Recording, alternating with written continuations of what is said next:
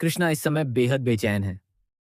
वह बार बार माही को फोन करके यही जानने की कोशिश कर रहा है कि आखिर अंदर क्या हो रहा है और मैडम जी के साथ सब कुछ ठीक है या नहीं। कृष्णा की बेचैनी लगातार बढ़ती जा रही है क्योंकि उसे इस बात की चिंता सता रही है कि कहीं संगम के साथ कोई गलत बात तो नहीं हो रही। जब माही उसे बताता है कि भाभी अंदर चली गई हैं और वह बाहर ही खड़ा है, तो कृष्णा गुस्से में पूछता है कि तुमने भाभी को अकेले अंदर जाने ही क्यों दिया। इस पर माही कृष्णा को समझाता है कि उसकी माँ चाहती थी कि वह संगम से अकेले में कुछ जरूरी बात करें, इसलिए वह बाहर खड़ा हुआ है और अंदर नहीं गया। कृष्णा फिर भी शांत नहीं होता और माही से कहता है कि तुम अंदर की सारी बातें ध्यान से सुनने की कोशिश करो। अगर अंदर कुछ गलत हो रहा है तो तुरंत मुझे बताना, क्योंकि कृष्णा किसी भी कीमत पर मैडम जी को परेशानी में नहीं देख सकता। दूसरी तरफ गंगा भी कृष्णा की लगातार बढ़ती बेचैनी को देख रही है। कृष्णा बार बार यही सवाल कर रहा है कि आखिर मैडम जी वापस आएंगी भी या नहीं। उसे डर है कि कहीं उनके परिवार वालों ने उन्हें अपने पास रोक न लिया हो। जब गंगा उसे समझाती है कि अगर तुम्हारा प्यार सच्चा है और तुम सही हो, तो संगम जरूर वापस आएगी और आखिरकार तुम्हारे पास ही लौट कर आएगी, तब भी कृष्णा का दिल पूरी तरह से शांत नहीं होता। वहीं दूसरी ओर संगम भी अपने मन में भी एक बड़ा फैसला कर चुकी है।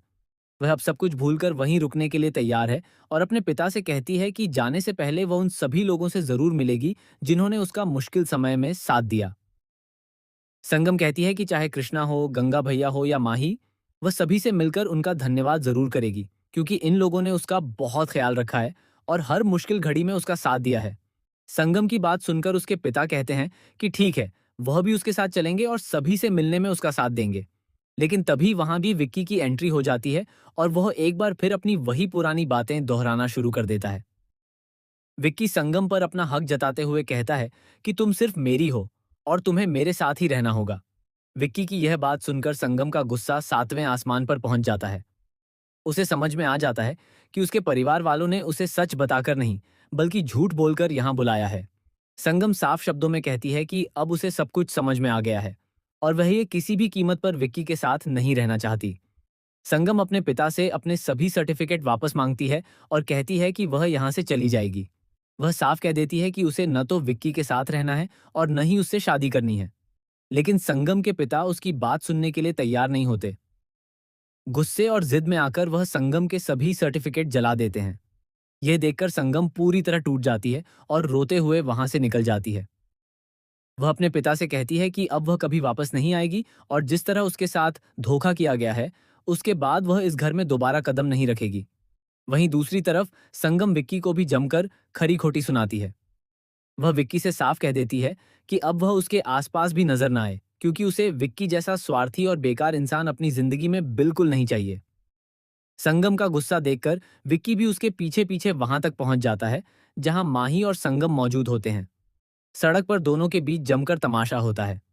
माही भी विक्की की हरकतों से परेशान होकर उसे चेतावनी देती है और कहती है कि अगर उसने संगम को दोबारा परेशान करने की कोशिश की, तो वह बच्चन को फोन करके सारी सच्चाई बता देगी।